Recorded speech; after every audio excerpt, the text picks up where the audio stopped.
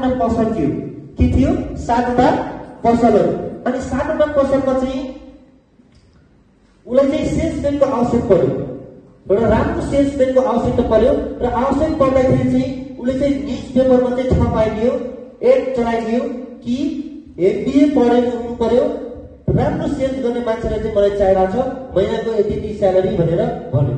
अनि त्यहाँनिर चाहिँ तपाईँको एउटा मान्छेलाई चाहिँ थाहा पायो कि मलाई चाहिँ एउटा त मलाई चाहिँ काम गर्न जानु छ भनेर त्यो चाहिँ सेल्स गर्ने पसलमा जहाँ चाहिँ एड चलाएको थियो फलाने लोकेसनमा आउनु भनेर, अनि त्यहाँ चाहिँ लोकेसनमा चाहिँ मलाई चाहिँ पुग्नु गयो। अनि पुगिसकेपछि इन्टरभ्यूलाई जाँदाखेरि चाहिँ उहाँले भन्छ तपाईँले पनि पढ्नु भएको छ। अनि यसरी आफ्नो डकुमेन्ट दिनुहुन्छ। डकुमेन्ट दिँदाखेरि चाहिँ उहाँको पढाइ भनेको 10 क्लास मात्रै थियो। कति क्लास? 10 क्लास। अनि 10 क्लास पढेको मान्छेलाई त्यो इन्टरभ्यू लिने वाला हुनुहुन्थ्यो। उहाँले चाहिँ के सोध्नुभयो, तर तपाईँ 10 पढेको मान्छे त्यो नोटिस के भन्छ नोटिसमा डेट भएन, एमबिए मतलब पढेको हुनु पर्यो। अनि जसले इन्टरभ्यू दिन आएको थियो त्यो मान्छे चाहिँ अलिक कन्फिडेन्ट होला नै थियो होला। उसले के भन्छ, तपाईँले एमबिए पढेको चाहियो कि तपाईँले सामान बेच्नु चाहियो? मतलब सेल्स बेच्ने मान्छे सामान बेच्ने मान्छे चाहियो कि एमबिए पढेको मान्छे चाहियो? उसले भन्यो दुईटै चाहियो। फेरि उसले भन्यो सामान बेच्न चाहियो, सामान बेच्न सक्ने मान्छे चाहियो कि एमबिए पढेको चाहियो? अनि उसले भन्छ यसको कन्फिडेन्ट रहेछ भनेर उसले के गर्छ, हुन्छ नि त्यसो भए तपाईँले नै राख्छु भनेर राख्यो। अनि राखिसकेपछि चाहिँ के गर्छ, अनि सुरु गर्यो। सबैको स्टोर देखायो। अनि 7वटा स्टोर थियो अलग अलग ठाउँमा। अनि 7वटा स्टोरमा चाहिँ अब सेल्स सुरु भयो। त्यो स्टोरमा चाहिँ के सामान थियो भनेपछि न्युज पेपरदेखि लिएर माछा बनाउने बल्छी काँडा भन्छ नि, त्योदेखि लिएर सबै सामानहरू थियो। चिप्सहरू, छाटाहरू, अम्ब्रेलाहरू, अनि सबै सामानहरू त्यहाँ चाहिँ होलसेल पसल थियो। अनि त्यो मिल्ने ठाउँमा चाहिँ उसले चाहिँ राख्यो। अनि राखिसकेपछि चाहिँ अब सुरु गर्यो, सामान बेच्न सुरु गर्यो। सुन्नुहोस् है, एकदम गराब स्टोरी छ। यो स्टोरी तपाईँ मिस गर्यो कि सक्यो मैले भने जे पढ्न पैसा निस्कियो। ओके र अनि सामान बेच्न सुरु गर्यो। सुरु गरिसकेपछि चाहिँ एउटा अमेरिकन मान्छे आयो किन्ने। अमेरिकन मान्छे किन्न आयो। आइसकेपछि चाहिँ के हुन्छ, अमेरिकन मान्छे किन्न आउँदाखेरि चाहिँ एससिपी सर भनेर मलाई चाहिँ के दिनुहोस्, मलाई चाहिँ न्युज पेपर दिनुहोस् भन्छ। अमेरिकन आएर त्यो सेल्सम्यानलाई कसलाई जो 10 क्लास पढेको सेल्सम्यानलाई आएर सोध्छ मलाई चाहिँ एउटा किताब न्युज पेपर दिनुहोस्। अनि त्यो एउटा सेल्सम्यानले के गर्छ, एउटा दिमाग लगाइदिन्छ। सुन्नुहोस् है, उता ध्यान दिनु, तपाईँले ध्यान दिनु होला किनकि त्यहाँ प्रोजेक्टको मान्छे छैन। टोटली स्टोरीमा ध्यान तपाईँले भिडियो हेर्नुहोस्।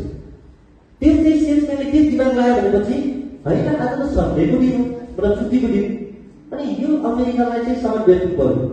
अनि उसले के गर्छ, एस्टिमेट सर तपाईँ आज सन्डेको दिन पनि हो, तपाईँ न्युज पेपर पढ्नु भन्दा अहिले हाम्रो स्कुलमा चाहिँ एउटा यस्तो बल्छी आएको छ, तपाईँले यो साइडमा ठुलो नदी देखिराख्नु भएको छ, तपाईँ दिनभरि बरु माछा बनाउनुहुन्छ भने साँझ तपाईँले खाना पुग्छ।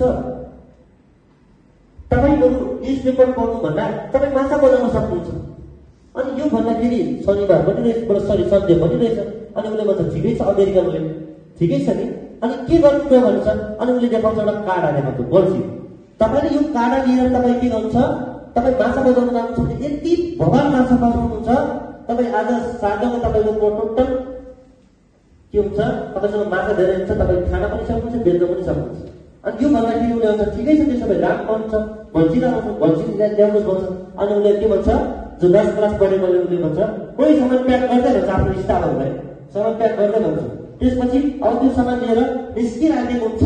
फेरि पनि भन्छ एसक्युज सर, के भन्छ एसक्युज सर तपाईँ त बल्छीको लाउन जानु छ, तर बल्छीमा चाहिँ के चाहियो, घडेउला आएको उसलाई एउटा के त माछा बनाउनलाई के चाहियो, चाडा भन्छ होइन, मेरो गीतलाई खानालाई के चाहियो। अनि उसले भन्छ पिठो। यसलाई भन्छ तपाईँले बल्छी मात्रै लायो भने माछा फस्दैन। के फस्दैन?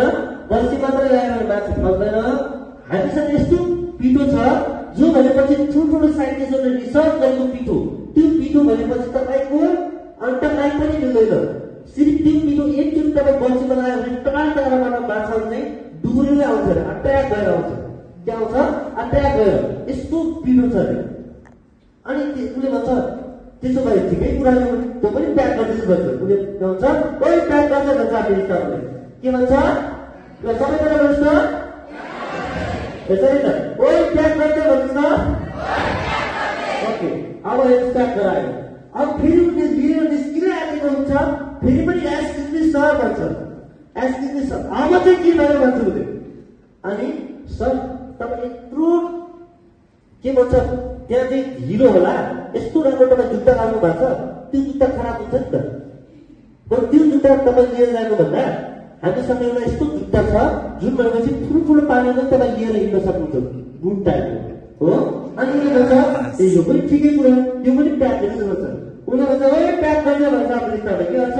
प्याक गरिदियो। अब फेरि ऊ सामान लिएर निस्किँदै हुन्छ, फेरि एक्सक्युज मी सर भन्छ। अब चाहिँ के भयो? अमेरिकनले सोध्छ।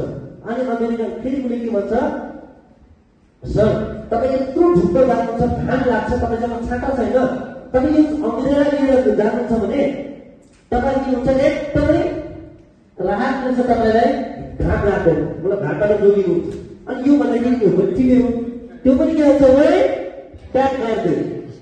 अब हेर्नुहोस्, एउटा न्युज पेपर किन्नको मान्छेलाई आँखादेखि लिएर बर्सीदेखि लिएर अम्ब्रेलादेखि लिएर जुत्तासम्म अब फेरि पनि एक्सक्युज मी सर भन्छ र अब चाहिँ के भन्छ? के अब उसले भन्छ सर तपाईँ माछा बजारमा जानुहुन्छ, 2-3 घन्टा यत्तिकै बस्नुपर्छ, यत्तिकै बस्नु भन्दा तपाईँले भोक पनि लाग्यो। तर हामी हाम्रो यत्रो ठुलो स्टोरमा यत्रो राम्रो चिप्सहरू छ, तपाईँ चिप्स लिएर जानुहोस् न, चिप्स खानै बस्नु आउनुहुन्छ। उसले भन्छ यो पनि ठिकै हो, उसले पनि प्याक गर्दै भन्छ। के भन्छ? ओइ प्याक गरिदियो। अब हेर्नुहोस् चिप्स। अब त्यसपछि के भन्छ? एउटा उसको त्यही स्टोरमा काम गर्ने एउटा स्टाफ हुन्छ अर्को, अनि त्यो स्टाफले बोसलाई फोन गर्छ, हेलो सर तपाईँ कस्तो मान्छेलाई राख्नु भएको छ? उसले भन्छ बोसले के भयो? सर त्यो जो राख्नु भएको छ नि 10 क्लास पढेको, कति पढेको त्यो थाहा भएन सर मलाई, तर त्यो मान्छेले यति सामान बेचिरहेको छ, एउटा मान्छेलाई यति बेच्यो कि सामान कि अझै पनि त्यसले छुट्याउनु मलाई पठाइरहेको छैन, बेचेको बेचेछ। अनि उसले भन्छ यो कस्तो होला त? अनि उसले दुरेर आउँछ बोल चाहिँ हेर्न, अनि हेरेर यसो लुकिरहेछ अनि उसले चाहिँ बेचेकै हुन्छ। उसले फेरि अमेरिकनलाई भन्छ एक्सक्युज मी सर अब तपाईँको त धुपमा जानु छ, सबै कुरा सामान त प्याक भयो, अब भन्छ तपाईँसँग यो सामान लिएर जाने राम्रो ब्याग त हुनु पऱ्यो नि। के हुनु पऱ्यो? ब्याग त हुनु पऱ्यो नि। अनि ब्याग पनि के गर्छ? यो पनि ठिकै कुरा भनेर ब्याग पनि प्याक गर्दै गर्छ। के भन्छ? प्याक गर्दै। अब हेर्नुहोस्, अब बोसले देख्यो अचम्म गर्छ, न्युज पेपर किन्न आएको मान्छेलाई यत्रो धेरै सामान बेचेर पठाइदिनु भयो, अनि त्यसपछि फेरि लिएर जाने आएको हुन्छ। अब यस चिजको भन्नु मैले पहिला बोस आएको, अरे भाइ बस गराउनु भन्छ। के गर्छ? बस गराउन जाने कि अब कति तेल छ मैले होइन। र एउटा केटा लास्टमा त्यहाँदेखि उसले एउटा न्युज पेपर किन्न आएको मान्छेलाई 3500 रुपियाँको सामान बेचेर पठाउँछ। 1 people every product सेल गर्छ, मतलब एउटै मान्छेलाई हरेक प्रोडक्ट बेचेर उसले चाहिँ पठाइदिन्छ। ठिक छ?